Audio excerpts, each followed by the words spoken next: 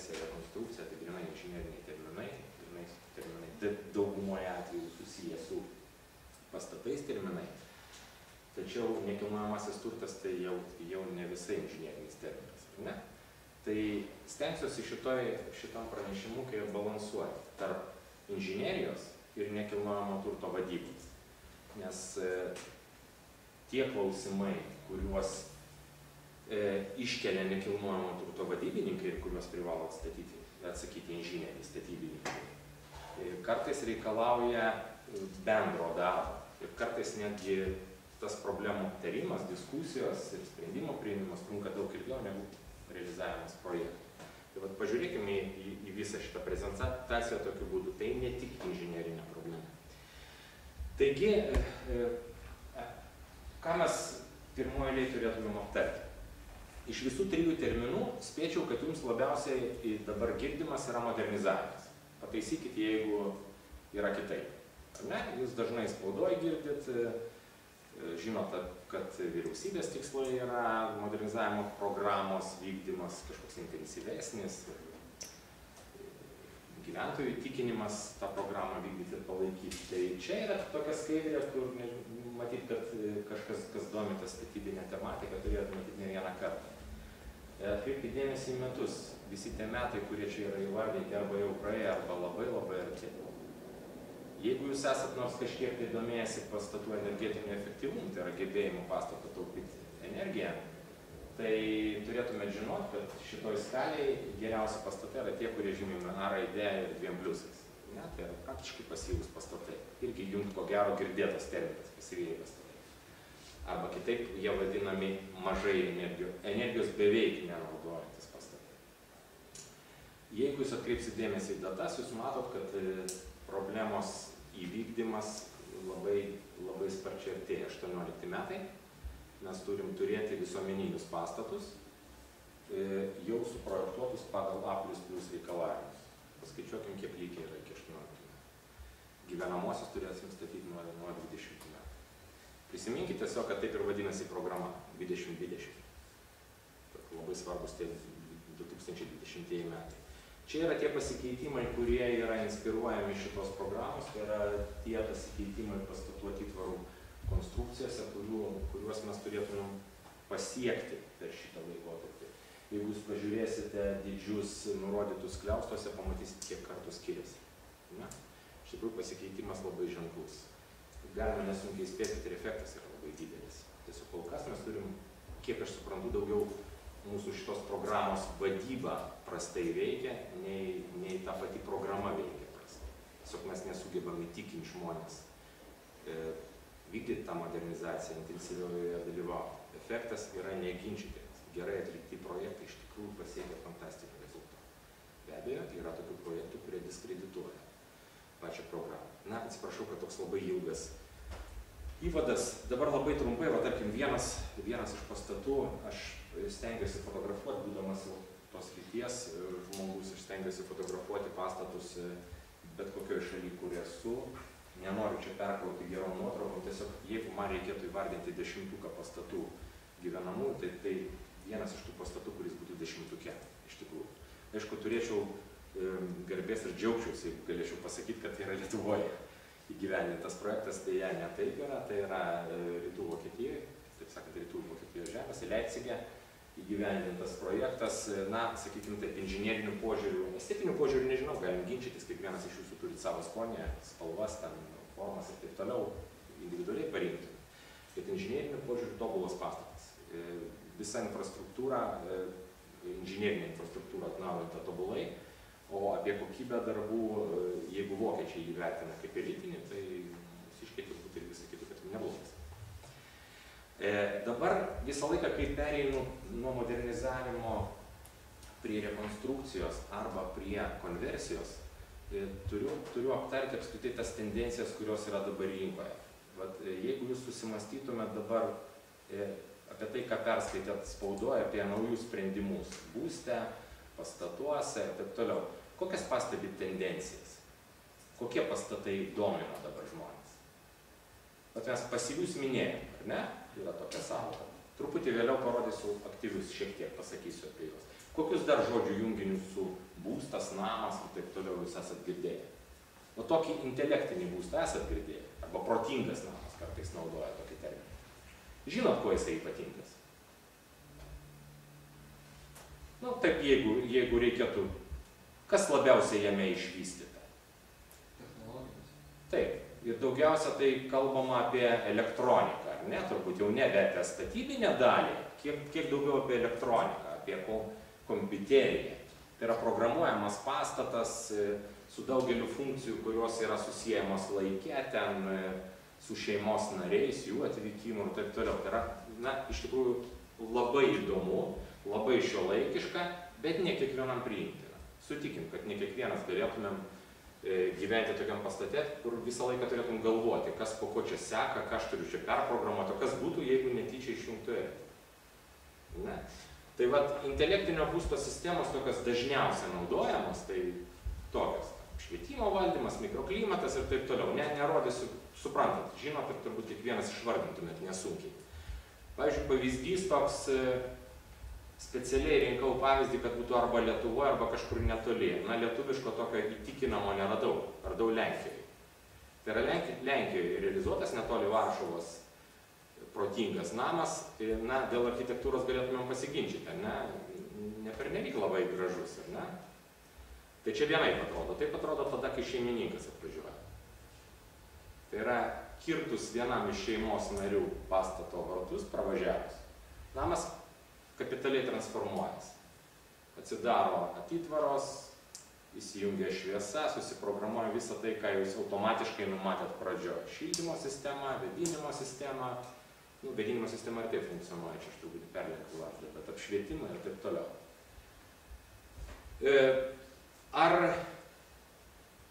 Ar kiekvienas norėtumėt tokio paslaugų paketo savo būstą? Ar norėtumėt tokio būsto? Aš norėčiau.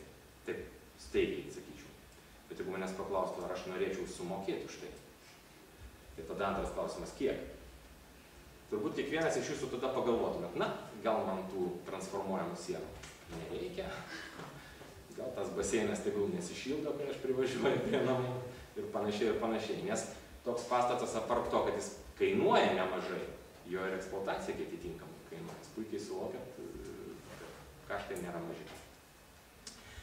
Dabar yra kita kategorija, aktyvūs namai. Lietuvoje apie tai dar šnekama taip labai rezervuotai, minima, jeigu jūs užsidėsit paiešką kažkur Delfyje, archyvose arba užsidėsit čia Google, lietuviškose puslapiuose, jūs tikrai rasit, būtinai. Ir bus net informacija apie tai, kad lietuviškas pirmasis pasyvus namas pasakytas arba pradėtas dar kažkur statyti. Aktyvus, atsiprašau. Tai ar įsivaizduojat, kuo skiriasi aktyvus nuo pasyvaus? Pasyvus namas, kaip sutarėm, yra išskirtinis tuo, kad jisai mažai energijos vartojantis arba beveik energijos nevartojantis. Ir kuo ypatingai aktyvus namai? Jo, iš tikrųjų jų balansas, energetinis balansas jau yra pliusinis. Tai yra tie pastatai, kurie ne tai, kad nevartoja energijos, bet jie dar ir pagamina. Tai yra, jie be abejo vartoja, bet jie suvartoja mažiau nei pagamina patys. Tai toli gražu ne naujovė. Užsienyje, Lietuvoje taip, tai naujovė, užsienyje tikrai ne. Pirmas namas pasyvus, kiek man yra žinoma, štai šitas, Danijoje buvo pastatytas. Imponuoja netgi tas įrašas, kad prognozuojama, kad išlaidos tokiam pastatui atsipirks po 30 metų. Sakyčiau, ganėtinai optimistiškai, vertinant, kad to pastato kaina ypatingai nepigi. Ypatingai. Čia kažkas panašaus, turbūt jeigu lygintumėm su protingu namu. Čia keletas dar tokių nuotraukų. Šiaip tai bus įrangos prasme ir taip toliau nieko ypatingai išskirtinio. Sakyčiau taip, kad visa tai priklauso ir įspūdis tokio pastato priklauso daugiau nuo architekto darbo. Na, be abejo, kai architektas suformuoja savo požiūrį, suformuoja, kaip čia pasakyti, dėžutę, architektūrinį išorinę formą, tada pasijungiami inžinieriai. Be abejo, inžinieriai turi savo reikalavimą, tokie pastatai kaip taisyklė, tiek aktyvus, tiek pasyvus yra orientuoti į pietinę pusę, tam tikri kitokie apribojimai. Tarp kitko, atkreipkite dėmesį į tai, kad aktyviam name dažniausiai yra kaip tik skatinamas didelis stiklinio pertvarų plotas. Tai yra stiklo turėtų būti daug. Žalias namas, dar viena tendencija, tikriausiai gal net viena populiariausių Lietuvoje, ar ne? Kiekvienas tą žalumo pastato supranta skirtingai. Vieni įsivaizduoja, kad aš pasistatysiu iš ekologiškų medžiagų, šiaudų, tarkim, medienos, ir tai jau bus žalias namas, kiti įsivaizduoja truputį kitaip tą pastatą. Iš tikrųjų, jeigu žiūrėti taip, kaip apibrėžia mokslininkai, tai dažniausiai yra suvedama prie įvairių gyvavimo stadijų. Tai yra, žalias pastatas turi būti ne tik toj stadijoje, kai jūs gyvenate, jis neturi būti tik tai ekologiškai švarus, bet jis turi būti, statyba turi būti ekologiška. Jeigu pastatą reikės utilizuoti, tai turi būti irgi ekologiška. Na, be abejo, jis turi mažai energijos vartoti, nes tokiu būdu mes vėlgi taupom resursus. Taigi, ta žalio pastato supratimas jis pakankamai platus, kiekvienas suvokia jį skirtingai. Na, pavyzdžių yra tokių įvairiausių, pavyzdžiui, toks drastiškas pavyzdys, įkomponuotas į reljefą pastatėlis, čia daugiau jisai stilium yra žalias, nei savo esme. Yra ir Lietuvoje žalių, čia pastatas prie Vilniaus, kad jūs galėtumėte aišku pasakyti, kad čia gali būti ir photoshopas, bet jeigu jūs matot viršutiniam paveikslėlėje kairėje, tai aiškiai matomas vienas iš Vilniaus simbolių, ne, televizijos bokštas. Na, šito pastato žalumas toks irgi trupučiukas sąlyginis, bet labai daug ryškių požymių yra. Na, tarkim, tam, kad pastatas būtų pakankamai sandarus, jo orientacija yra jau tam tikra, ne, vaizdas, pietinė orientacija, šiaurinis vėjas nekeliauja per jokias atitvaras, per niekur. Toliau yra variantas surinkti lietaus vandenį. Ne? Ir vėlgi tą patį vandenį galima įvairiai panaudoti. Tarkim, vakaruose populiarūs projektai, kada tas lietaus vanduo panaudojamas vandens nuplovimui, kanalizacijai, laistymui daržų, kažkaip panašiai paskirčiai. Tai net jokių būdų nebus geriamas vanduo, bet jis iš tikrųjų bus panaudotas pastate. Na, toliau čia yra toks elementas, kuris būdingas ir pasyviems pastatams. Atkreipkite dėmesį, jūs puikiai žinot, kad Saulė tiek žiemą, tiek vasarą pakyla skirtingai, ar ne? Ir priklausomai dėl to, nuo to yra parenkamas stogelis pastato, matot, balkonas ir stogelis virš antro aukšto, kuris riboja aukštai pakilusios Saulės spindulių patekimą į pastatą. Kitaip sakant, Saulė nenukeliauja toliau nei apatinė lango riba. Ir tokiu atveju grindys pastate vasarą nėra prišildomas. O žiemą, kada Saulė pakyla mažiau, kaip tik Saulės spinduliai patenka į pastatą, grindys įšyla ir tokiu būdu mums papildomai nereikia naudoti energijos patalpai šildyti. Kitaip sakant, mes naudojame energiją, bet kažkiek jos tokiu būdu išgauname. Na, toliau labai įdomus sprendimas, iš tikrųjų niekada nesusimašiau, tokių architektūrinių sprendimų gana daug yra, bet niekada nesusimašiau, dėl ko daromi tokie tarsi stoglangiai, paaukštėjimai. Čia labai vaizdžiai pasakyta, kodėl. Suprantate dėl ko, ar ne? Praktiškai kokioj pusėj bebūtų Saulė tuo momentu, tam tikroj patalpoj, vidiniai pastato patalpoj, jūs turit natūralią šviesą. Tai vėlgi yra galimybė taupyti elektros energiją. Na, kiek tas efektinga, čia vienas dalykas, bet jeigu tokia saulėta diena kaip šiandien, tai dirbtinės šviesos šaltinio jungti praktiškai nereikia. Na ir šilumos akumuliacija čia jau yra toks truputį novatoriškesnis sprendimas. Jeigu jūs pažiūrėsit naujausius sprendinius, tai daugumoje tokių pastatų yra grindinis šildymas naudojamas, bent jau pirmajame aukšte. Na ir čia dar yra tokios atitvaros, kurios sugeba akumuliuoti šilumos energiją. Taip tas pastatas atrodytų iš kitos pusės ir sutikit, kad pagal požymius net neatrodytų, kad jį galima būtų kažkaip pavadinti žaliu ar kažkokiu išoriškai gerai įprastas šiuolaikinis pastatas. Na, kitoks būstas, aš vėlgi suvedu prie to, kad priklauso nuo mūsų poreikių. Jeigu mūsų poreikiai kitokiem, tai, pavyzdžiui, gali būti ir toks būstas, ar ne? Bet apie tokio būsto modernizavimą, apie tokio būsto rekonstrukciją, turbūt nekalbėsim. Čia vienintelis dalykas, ką reikia daryti, yra remontuoti reguliariai. Na, tokį, pavyzdžiui, variantą. Na, yra dar ir tam tikrų kitų prioritėtų. Įvairios šalis turi įvairias tradicijas, įvairiai ekonominė situacija, įvairiai kainuoja būstas. Yra įvairių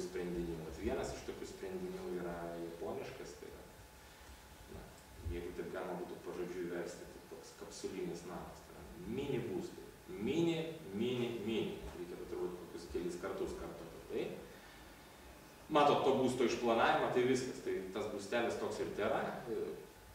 Projektas štai toks. 10 metais, na, rinka Japonijoje labai iš esmės nesikeitė, tai kainą galima įsivaizduoti, kad yra ir dabar tokia. Paverskit, tarkim, Jungtinių valstijų doleriais, kad įsivaizduotumėt, arba eurais. Įsivaizduosit, kiek toks būstas kainuoja. Dabar pažiūrėkit, kaip tas būstas atrodo.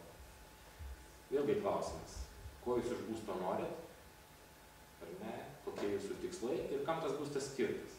Jeigu tik tai tam tikrų momentų gyvenu, žinau, kad gyvensiu tokiam būstą ten 2 ar 3 metus, tai man galbūt iš tikrųjų to ir pakanka. Ir jeigu aš ateinu namo tik tam, kad pernakvoti, man tai turėtų pakakti. Na, iš kitos pusės, jeigu ir finansiniai dalykai lemia, jūs atsakykit savo klausimą, ar jūs tokiam norėtumėte gyventi. Įsivaizduokit studentišką bendrabutį, bet vienavietis, individualus, išskirtinis.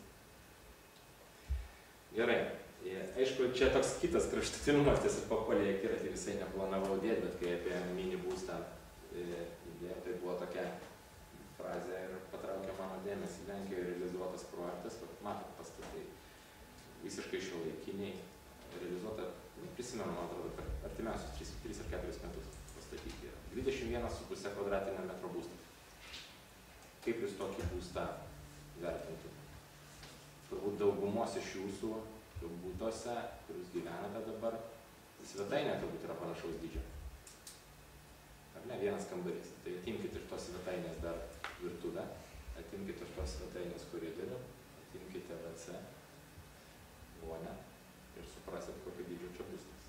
Iš tikrųjų, kai architektas prie tokio būsto dirba, tai galima suplanuoti kaip 21, viskas tvarkoja. Tarp kitako studentai gyvena, maždaug tokio dydžio. Tai 18 kvadratų. Tiesa, ten virtuvėlė, tai tik tai improvizuoju. Aš čia esu iš šitos prezentacijos išėmęs, buvo dar toks variantas amerikietiškas, toks juokingas būstas, kada į 15 kvadratų, žmonės New York'e nusiperka būstuką, 15 kvadratų, tai tokie ypatumai. Vienintelis virtuvės įrenginys yra kapučino aparatas, o didesnioji šeimininkų drabužių dalis yra saugoma cheminėje valykloje. Tai yra, jūs keičiat ir kol jie ten kabo, jūs nešiojat vienus, priduodat tenais. Iškėt būstas tokio dydžio, kad iš esmės jūs turit minimizuoti visus savo poreikius. Ir daiktų galite turėti tik minimum. Na, ir pereit norėjau prie kito žodžio, kuris galbūt jums mažiausiai žinomas. Pasakykite, ar kas nors iš jūsų esat girdėję terminą konversija. Negirdėję. Bet tokiam kontekste, pavyzdžiui, pramonės konversija, galbūt esat girdėję. Kažkoks pakeitimas? Jo, tai yra toks drastiškas gana pakeitimas. Ta žodis konversija turėtų reikšti gana rimtas pakeitimas. Ne tai, kad vieną gaminį kažkokios kartos gaminį keičiu kitos kartos gaminį. Jokių būdų ne. Tai yra tiesiog vietoje vienos produkcijos pradedu gaminti kitą produkciją. Tai šitas terminas iš pramonės sėkmingai nukeliavo į būstą. Tuomet, kai atsirado pirmieji pavyzdžiai, kada nebenaudojami pastatai, dažniausiai tai būdavo pramoniniai pastatai didžiuliai, stovėdavo be pareigų. Tiesiog nebuvo niekam įdomus. Ir tam, kad, o suprantat, kad kiekvieną pastatą nugriauti kainuoja tikrai nemažus pinigus, būdavo tokie sprendimai priimami, kada atiduodama menininkams, studijoms įvairioms, dirbtuvėms ir taip toliau, tos erdvės, jie susitvarkydavo ir arba gyvendavo, arba eksponuodavo gaminius, arba gamindavo gaminius. Ir taip atsirado tas terminas, kurį jūs tikriausiai esat girdėję, loftas, ar ne? Na, tad loftas daugiau yra susijęs su terminu, kad gyvenimui pritaikoma. O pirminė mintis buvo vis tik tai ir gyvenimui, bet ir kažkokie tai meniniai veiklai. Na, čia tokių keletas klaustukų, kai kalbam apie konversiją, ką reikėtų įvertinti. Arba tai yra tie dalykai, kuriuos analizuoja. Iš tikrųjų, tai analizuoja, jau turėčiau būti atviras nebestatybininkai. Tai iš tikrųjų nekilnojamo turto plėtros specialistai, arba kaip kartais mes naudojam tokį žodį vystytojai, kalbininkai labai pyksta, nes žodis vystyti tai susijęs su vaikais, su palom ir taip toliau. Taip šnekamoje kalboje naudoja. Na, kaip kartais sakom, galima va taip įsivaizduoti konversiją. Turiu gerą idėją, moku valdyti projektą, realizuoti projektą ir turiu tinkamą rezultatą. Na, iš tikrųjų, tai nebūtų visiškai geras konversijos pavyzdys. Yra labai skirtingi atvejai, kada kalbam apie konversiją. Pavyzdžiui, jeigu mes kalbam apie kažkokius tai senus saugomus pastatus, yra savos taisyklės. Kaip taisyklė neleidžiama keisti tūrio pastatų, ribojamos įvairios dangos, negalima naujų įrenginėti langų, ten platinti durų ir taip toliau. Tuo tikslu, kad išsaugoti autentiką, autentiškumą. Tai tokiu atveju iš tikrųjų labai sunku projektą vykdyti. Na, pavyzdžiui, čia toks pavyzdys, kaip iš to pastato, kaip jį galima būtų transformuoti. Blogas pavyzdys. Taip negalima būtų daryti. Na, jūs mane pataisysit. Jeigu pastatas nėra saugoma vertybė, tai vadinasi, aš galiu ką noriu perstatyti. Įstatymas tas ir nedraudžia. Žinoma, jeigu nėra ribotas užstatymo plotas, aukštingumas ir taip toliau. Na, pirmą kartą loftai arba pirmą kartą į konversiją buvo įvykdyta ne Londone, bet Londone tiesiog toks aiškiai užfiksuota data. 70 metais buvo toks nenaudojamas sandėlys ir netgi išlikusios nuotraukos. Kaip tai atrodė pertvarkius sandėlio patalpas. Toks vaizdas. Iš tikrųjų, jeigu pasižiūrėti iš tai šitas nuotraukas, tai netgi suabejotum, ar čia ne naujos statybos ir ne kažkoks labai modernus ir brangus būstas. Kaip taisyklė, vienas iš privalumų konversijos projektų yra tai, kad tie pastatai būna kažkokioj tai jau išvystytoj, išplėtotoj teritorijoje. Ir labai dažnai kažkada priemiesčiuose buvusi teritorija tampa jau teritorija patrauklia, labai arti miesto centro. Todėl tokie projektai nebevykdomi tuo principu, kaip buvo vykdomi anksčiau Jungtinėse valstijose, kai atiduodi vos nedikai. Tokie projektai dabar sėkmingai realizuojami, parduodami labai brangiai, dėl tos priežasties, kad tai yra patraukli vieta. Na, žinot, nekilnojamo turto specialistai savo, kad yra 3 veiksniai, kurie daro įtaką nekilnojamo turto kainą. Gal kas nors žino? Ta anekdotą nežino. Yra 3 veiksniai. Vieta, vieta ir vieta. Vieta iš tikrųjų lemia viską. Jeigu vieta gera, tai tada projektas pasmerktas sėkmei. Bet jeigu jūs nors kažkiek panalizuotumėt ilgiau šitą dalyką, jūs iškart suprastumėt, kad tai vieta kartais lemia, kad konversija neapsimoka. Reikia tiesiog griauti pastatą, statyti naują, didelį, erdvų ir tas parduotas projektas, realizuotas projektas atneš ženkliai didesnį pelną nei konvertuotas esamas nekilnojamasis. Reikia ieškoti visada balanso.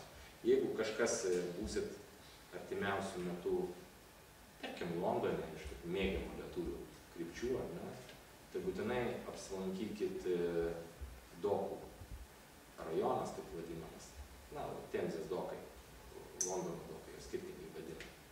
Pasižiūrėkit, ten kiekvienas pastatas yra geras konversijos pavyzdys. Įvairiausių sprendinių. Dalinai griautų, dalinai pertvarkytų, kai kurie nugriauti, įstatyti nauji visiškai pastatai, kombinuoti. Labai įdomiai atrodo. Jūs, aišku, matysit tik dabartinį rezultatą. Man yra tekę matyti, kaip tai atrodė anksčiau, kai vakare net nebuvo labai saugu ten. O dabar yra vienas iš brangiausiai kainuojančių. Jeigu jūs kažkiek prisimenat iš anglų kalbos pamokėlių, tai ir žinot tokį žodį, kaip Towerio tiltas, tokį žodžių junginį, tai čia yra kokių 0,5 kilometro nuo Towerio tilto. Tai įsivaizduojat, kaip arti centro istorija. Keliaujam tolyn. Čia toks pavyzdys, kur specialiai neparašiau pavadinimą, nes nežinau, kaip teisingai pavadinti. Tai yra pastatas, kuriame šeimininkai, buvusiai šeimininkai augino pašto karvelius. Ar paukštydę, ar karvelydę, nežinau kaip teisingai, nes karvelydė lietuvių visai kitokias asociacijas sukelia. Tai yra tas pastatas konvertuotas į prabangų būstą. Jūs matot iš nuotrauko apatinių, kad ten dar yra net nišos, kur buvo narveliai padaryti. Tai yra žmonės tokius pastatus realizuoja, tokie pastatai, patikėkit, kainuoja pakankamai. Dar vienas įdomus pavyzdys yra, tarkim, vandens bokštai. Apie juos ten šiek tiek vėliau Jeigu negausiu signalo, kad jau reikia baigti, tai vėliau parodysiu dar nemažai pavyzdžių. Toks netipinis pavyzdys, jūs pasakysit Lietuvoje, ar mes galim kalbėti apie vandens bokštų. Patikėkit, yra ir Lietuvoje vandens bokštų, kuriuose galima būtų realizuoti tokius projektus. Tiesiog mūsų rinka, ko gero, dar nėra tiek patraukli, kad juos realizuoja. Čia yra toks ne visai tipinis pavyzdys, tai yra buvęs vandens bokštas, jūs matot jį fone, istorinis, senas, tai yra maždaug 18 amžiaus statybos, o aplink jį pastatytas modernus, sujungtas kartu, ir tas bokštas likęs tarsi akcentas viso projekto. Tarp kito, šitas projektas yra Britanijoje laimėjęs vieną iš apdovanojimų architektūrinių, kada nagrinėjant konversijos projektus. Na, loftai, kaip ir žadėjau, labai tada trumpai tiesiog, kad priminčiau, kaip tai atrodo, ar ne? Iš tikrųjų, tai lofto sąvoka naudojama ne visada teisingai. Jeigu jūs atkreipsit dėmesį į lietuviškus pavyzdžius, į projektus lietuviškus, kaip parašyta, pavyzdžiui, kokia Užupio loftai, ar ne? Tai tais atvejais, kada buvusioje įmonės gamyklo, įmonės buvusiame pastate yra įrengiami loftai, viskas tvarkoja, tarsi naudojam teisingai. Bet yra dabar ir tokie projektai, kada statom visiškai naujus pastatus, statom tik išorės atitvaras, paliekam didelės erdves ir pavadinam tai loftais. Na ir tas žmogus, kuris nusiperka, jis turi galimybę tą erdvę susiplanuoti, kaip jis nori. Iš tikrųjų, tai nebūtų visiškai tiesa. Mes jau, kaip ten bebūtų, mes statom naują pastatą. Na, dažnai pasitaiko tokie sprendiniai, kai loftų pavadina viršutinį aukštą, mansardinį aukštą. Tokie tipiniai vaizdai.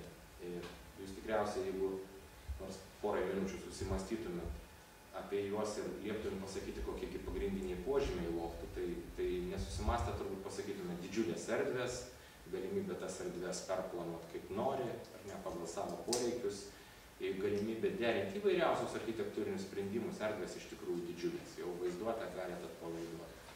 Netgi kartais loftuose nusipirkę 20 ar 30 kvadratinių metrų sugebat puikiausią būstą įsirengti, dėl ko? Dėl to, kad aukštis leidžia formuoti tą būstą per kelis aukštus. Ir tas plotas gaunas iš tikrųjų bendrasis plotas, naudingas plotas, kaip ten jį vadinsi, jis gaunas iš tikrųjų ženkliai didesnis nei įgytas. Na, kas išskirtinumas, kas traktuojama kaip privalumas? Na, mada sako, kad loftas yra išskirtinis būstas. Na, su to sunku nesutikti. Atviros erdvės, kaip ir sakiau, na ir tas vadinamasis eklektiškas stilius, kada jūs galite, pavyzdžiui, modernų interjerą formuoti sąlyginai sename pastate. Yra sienos senos, perdangos senos, o įrengėt viduje modernų būstą. Na, yra keletas tokių pavyzdžių, kuriuos mes turbūt gal sunkiai įsivaizduotumėm Lietuvoje. Aš sąmoningai įdėjau nuotraukas bažnyčiom. Turbūt sunku būtų įsivaizduoti, kad mes kokią nors tam istorinę Zapyškio bažnyčią matytumėm parduodamą nekilnojamo turto agentūros puslapyje. Ne? Bet tai turbūt katalikiško pasaulio toks specifika. Šios nuotraukos yra iš protestantų pasaulio. Tai yra Britanija, Škotija, Airijoje gal ne taip yra. Anglija ir ypač Škotija. Aš iš Anglijos labai daug nuotraukų esu matęs, aš Škotijoje gyvai esu labai daug matęs. Na, vaizdas savotiškas. Savotiškai šiurpus, sakyčiau taip. Nes jeigu jūs matot vietoje buvusių vitražų bažnyčios, kaip žinot, standartiniai bažnyčioj pagrindiniam fasade būna ilgi vitražai, puošybos elementas. Ir staiga tame vitraže naktinio klubo simbolika yra įdėta ir taip toliau, visiškai priešingai nei įprasta, tai savotiškai veikia. Arba altoriaus vietoj buvusiai pilstomas alkoholis, savotiškai. Bet tokių pavyzdžių yra net ne šimtai. Jeigu imsi tokias šalis kaip Belgija, Olandija, Škotija, Anglija, surinksit ne vieną šimtą. Yra ir gražių atvejų, kaip toks turtas panaudojamas, apie juos šiek tiek vėliau. Na, čia buvo tie keli sunkumai, su kuriais tenka susidurti. Čia ne su bažnyčiom susijusios problematika, apskritai įrengiant loftus. Labai sudėtinga pertvarkyti komunikacijų sistemą, todėl kad tai yra gamyklos, reiškia visus įvadus, viską reikia daryti naujai. Pastato paskirtis įregistruojama irgi ne taip paprastai. Turto mokesčiai irgi Jeigu jūs nepakeitėt paskirties, tai tarsi mokat už kito tipo turtą. Automatiškai mokesčiai skiriasi. Tokia problema ir Lietuvoje buvo. Žinot, Vytenio gatvėje, Vytenio Ševčenkos sankryžoje, tai elektros matavimo prietaisų gamykla, tos gamyklos patalpose yra jau labai seniai, turbūt metų 15. Tai tų žmonių problema, pavyzdžiui, buvo tokia, kad jie už šildymą mokėjo daug daugiau nei įprastai būste žmogus gyvena. Būtent dėl štai tokios problemos. Paskirtis pastato kitokia, šiluma kitiems tikslams tarsi tiekiama, vadinasi, ir įkainis jos yra kitokia. Taip, keliaujam toliau. Jau visiškai matomas pavyzdys, šiandien pat važiuodami galite užvažiuoti ir pasižiūrėti. Jau projektas pradėtas realizuoti, tai yra taip vadinami kuro aparatūros loftai. Jeigu jūs bent kažkiek įsivaizduojate tą vietą, tai yra sankryža netoli pramogų arenos, kur susikerta Ozo, Kareivių ir Kalvarijų gatvės. Visas kampas tarp Kareivių gatvės ir Kalvarijų gatvės tai yra kuro aparatūros gamykla. Šita teritorija. Ir čia ankstyvasis variantas, ankstyvasis projekto variantas, kada dar buvo skelbiama vizija, šitos visos vizualizacijos, tai yra ankstyvojo dalykai. Todėl, kad jeigu jūs dabar nuvažiuosit, jūs pamatysit, kad dalis, pavyzdžiui, pastato nuo Kalvarijų gatvės jau yra atiduota socialinių mokslų kolegijai, jau ten pilnai veikia. Nepatingėkit, užėjkit, pažiūrėkit, labai sėkmingas pavyzdys. Architektūrinė prasme labai gražiai padaryta. Kitas dalykas, kad iš to pastato nelabai daug kas ten palikta. Iš tikrųjų likę tik tai iš išorinės statybos ir tai ne visos.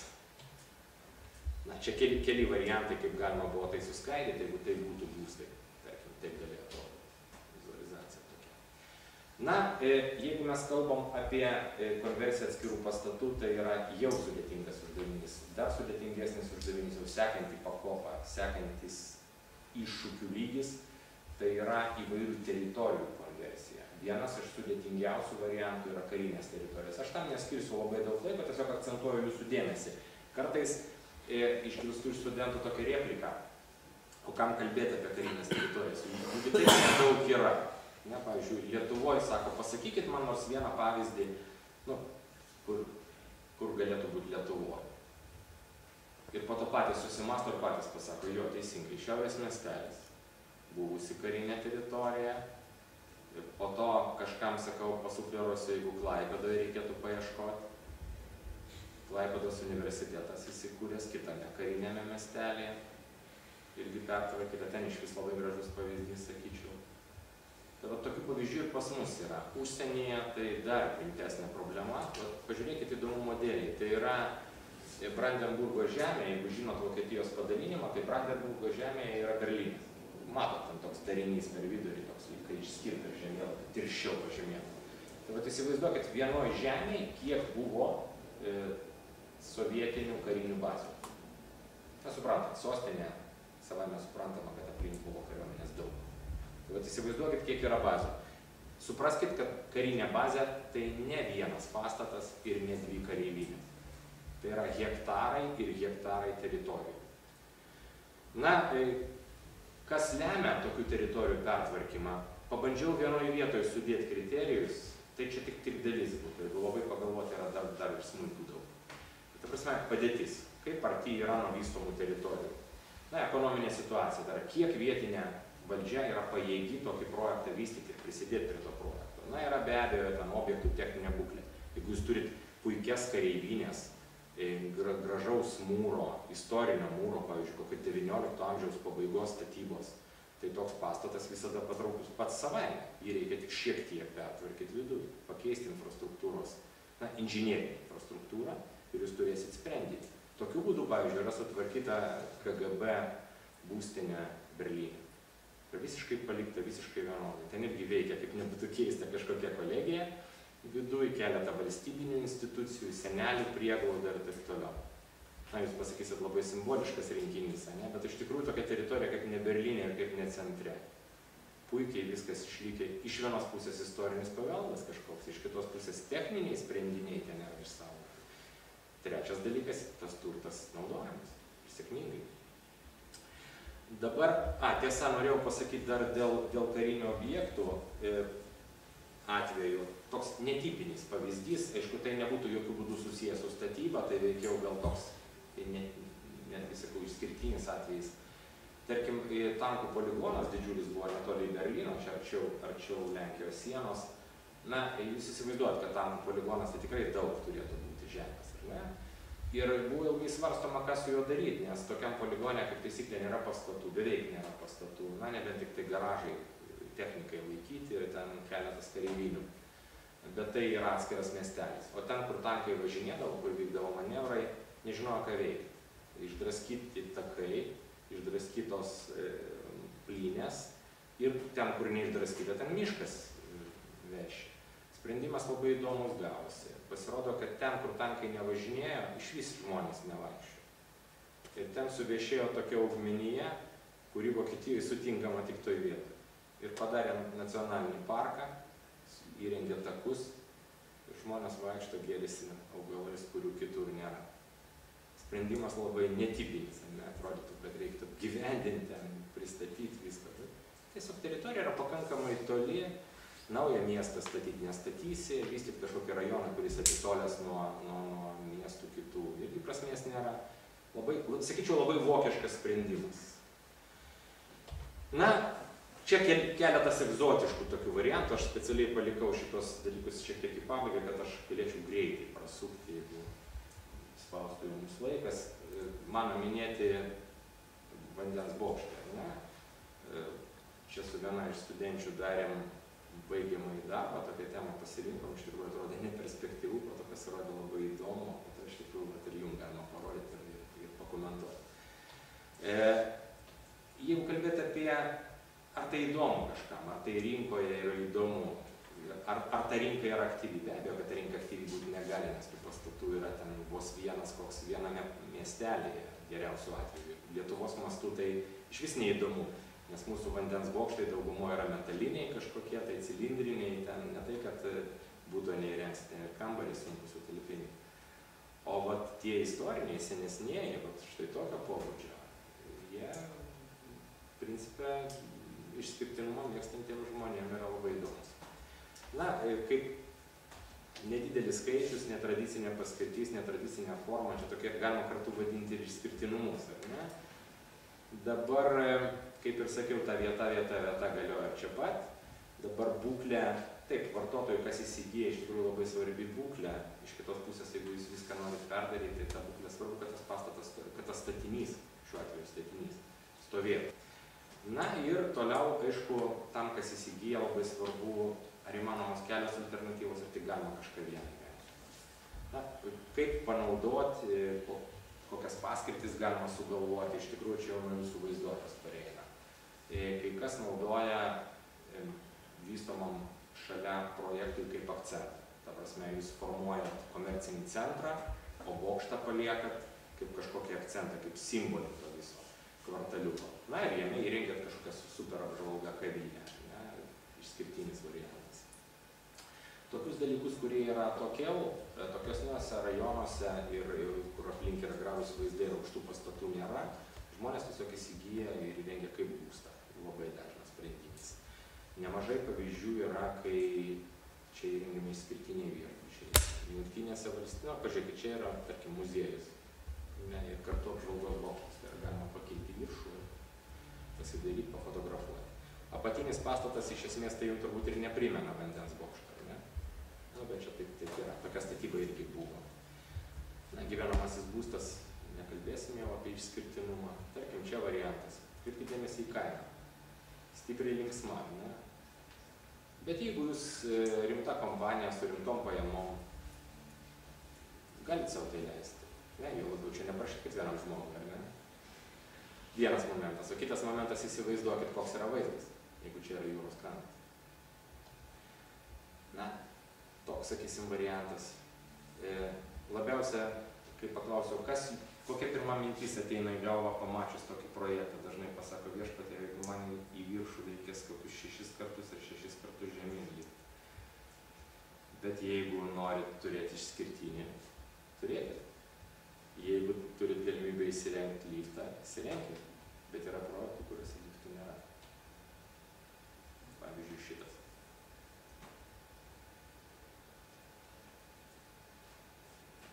šiaip juokais sakau, vaikam labai geras variantas, jeigu vaikų kambariai yra viršuje, o tėvų apačioj, tai tėvai tikrai be reikalo nekils. Suprantat, ar ne? Arba jie, kai pradės kilti, jūs dar ilgai girdėsit, kol jie kils, ar ne, pusvalandį. Na, minusas dar tokių projektų yra vienas, kurio čia nepaminėjau, kad dažnai prašoma išsaugoti autentiką. Tai yra, tokie statiniai traktuojami kaip technikos paveldas. Ir kartais prašoma netgi išsaugoti tam tikrus įrenginius, kurie yra viduje. Tada yra apribojimai, yra nepatogumai. Bet iš kitos pusės, kad būtų jūs irgi gaunat išskirtinumą ir galimybę pritraukti finansavimui visai kitus fondus. Tai yra, jeigu tai yra paveldas, galima visada pretenduoti tam tikrą lėšų kiekį to paveldo išsaugojimui. Na, čia vienas iš tokių pavyzdžių, jis nieko galbūt neypatingas, bet specialiai įdėjau dėl to, kad tas momentas autentiškos išvaizdos jau neišsaugo. Čia vaizdo nėra. Na, čia kaip reikėtų vertinti, kas tai galėtų būti, kaip reikėtų reziumuoti, pliusai, minusai. Kitas variantas yra švyturiai. Sakiau, vandens bokštų, nepakeičiau pavadinimo. Kitas labai išskirtinis variantas, kuris irgi jums sukelia šypseną, nes Lietuvoje kiek jūs žinot švyturių? Suskaičiuokime vienas rankas piršto. Ventės rage yra švyturys, Nidoje yra švyturys, Klaipėdoje yra švyturys, visi kiti švyturiai, taip, rėmas kažkoks. Ar ne? Tiek te turim. Bet jeigu jūs pasižiūrėsit, tai čia tokios gražios tiesiog nuotraukos įvairiausi atvejai, kai ant uolų statomas, kai statomas vandenį tiesiog, kai statomas ant polių ir kai o šitas plūduriuojantis, tas dešinėje esantis. Na, čia kas galėtų būti, ką reikėtų traktuoti kaip švyturį. Ar ne pats bokštas, gali būti dar atskirai prižiūrėtojo namelis, ten pastatas kūrų, jeigu jūs naudojat šildymui, ten kažkokį skystą kūrą ir panašiai. Toliau, jeigu elektros generatorius lempai reikalingas tas, rūkos sirenos pastatas ir taip toliau. Čia maksimumas, kiek galėtų būti prie švyturio kartu. Na, yra, jeigu visa tai yra įdėta į vieną, tai kaip taisyklė būna toks stambesnis statinys, jame iš tikrųjų apačioje galima įrengti pakankamai nemažas patalpas, bet švyturio pačios maloniausios patalpos yra vis tik tai viduje, viršuje, ar ne? Kad neatrodytų problema tokia sugalvota, taip, Lietuvoje mes švyturių neturim. Pažiūrėkit, koks tinklas švyturių yra, pavyzdžiui, keliose pakrantėse. Čia vienas iš didžiųjų ežerų. JAV, ar ne? Matot, kiek yra, ne? Dauguma iš šitų švyturių jų atsisakoma. Jie yra išsaugojami, paliekami, bet jie nebenaudojami. Galit labai nesunkiai pasakyti dėl ko. Nu, kai GPS yra, tai principė švyturio nereikia. Jo labiau GPS ir rūkė veikia, o švyturys jau per tirštą rūką nieko jau nepagelbės. Taip pat čia tokia Kanadoje keletas variantų kaip yra. Žodžiu, ta rinka nėra prigalvota, iš tikrųjų yra šalių, kuriuose sėkmingai galima netgi rinktis iš kelių alternatyvų. Didžioji Britanijoje tokių atsiranda dabar vis daugiau. Pagalvokit apie tai, kiek švyturių yra tose šalyse, kuriuose, tarkim, fjordai, Norvegija ir taip toliau. Aišku, tokių didelių kaip Amerikoje ne, jie nestatydavo, nebuvo tokios tradicijos, bet įdomių irgi variantų. Na ir čia yra tiesiog išskirtinumai. Kartais pavadinti čia kaip trūkumai, bet iš tikrųjų, jeigu žmogus nori nuo šalios vietos, tai švyturys tai ne minusas. Švyturys kaip tik bus kaip tik tokia vieta. Na, čia tie dalykai, kuriuos dažniausiai atkreipia nekilnojamo turto vystytojai dėmesį. Kaip tai reikėtų vertinti? Ką reikėtų vertinti? Sklypą ir pagalbinius statinius, sklypą, pagalbinius statinius ir bokštą. Tai yra tuo atveju, vienu atveju, kai mes kalbam apie veikiantį, kai jūs tiesiog švyturys dar naudojamas, bet naudojamas patalpas. Antras variantas, kada švyturys jau visiškai nenaudojamas, kada jūs pilnai galite jį pertvarkyti, jeigu nėra apribotas pertvarkymas. Na, tai čia tokie dalykai, jeigu mes pertvarkytume, jeigu mes norėtume modernizuoti, konvertuoti, jeigu rekonstrukciją užsiimtumėm. Žinoma, mes visada, nagrinėdami tokius variantus, turim turėti omeny, kad šalia yra vystomi nauji projektai. Ir jeigu tai, ką aš jums parodžiau, tektų lyginti su štai tokiais sprendiniais, tai ne visais atvejais jūs rinktumėte sautelį. Aš nesakau, kad visiems žmonėms reikia modernių sprendimų, toli gražu, ne visi mėgsta modernių sprendimų. Bet jeigu pradedam lyginti privalumus, trūkumus, serviso lygį, kokybę ir taip toliau, tai neretai turim konstatuoti faktą, kad nauji projektai yra patrauklesni. Na ir žinoma, išskirtinumas. Yra tokių projektų naujų, kurie išskirtinumu nė kiek nenusileidžia švyturiams. Tarkim, besisukantis pastatai. Na, čia jau ateities pastatai. Negalvokit, kad ta ateitis tokia nepamatuota. Konstrukcinė pusė jau galvota, kaip tai galėtų būti realizuota. Netgi yra galvojama ir apie naujas medžiagas, kurios galėtų būti tokiuose pastatuose naudojamos. Tai reiškia netradicinės, tai betonas, metalas, stiklas ir panašiai, o jau ir polimerinės medžiagos.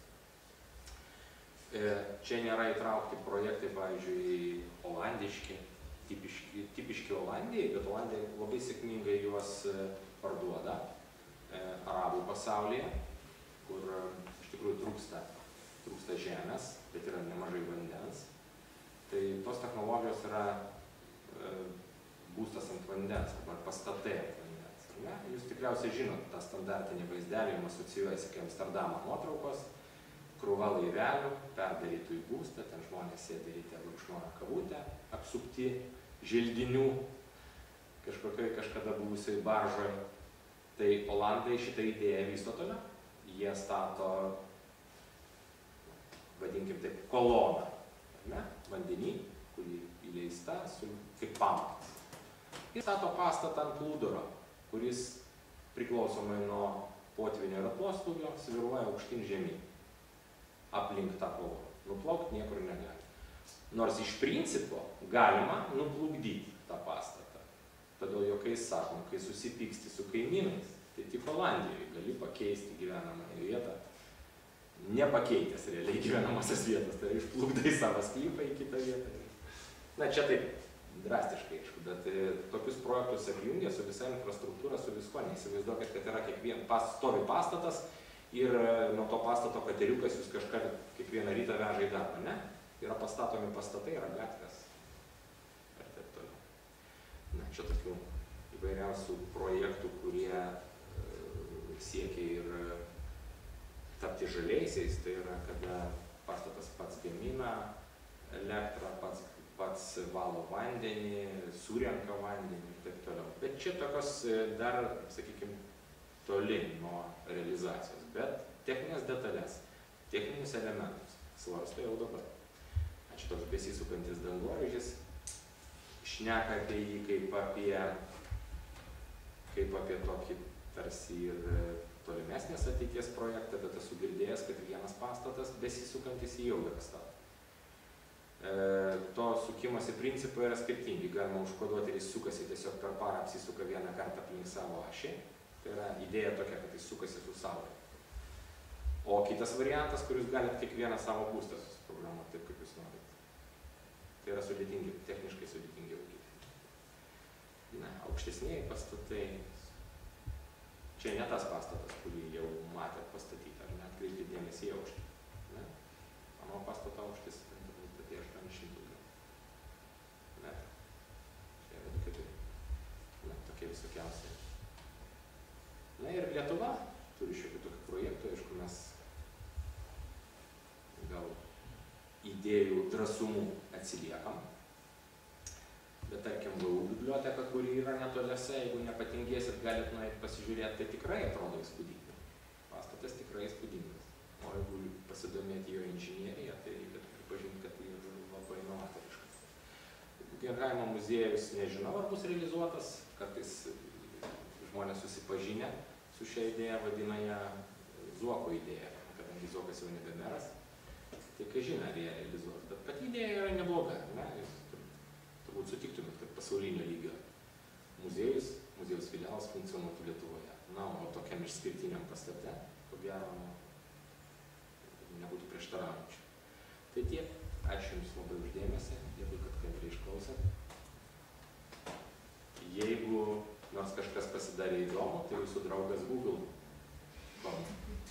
viską ras. Bijau, kad rasit dar daugiau, negu čia pamatėt.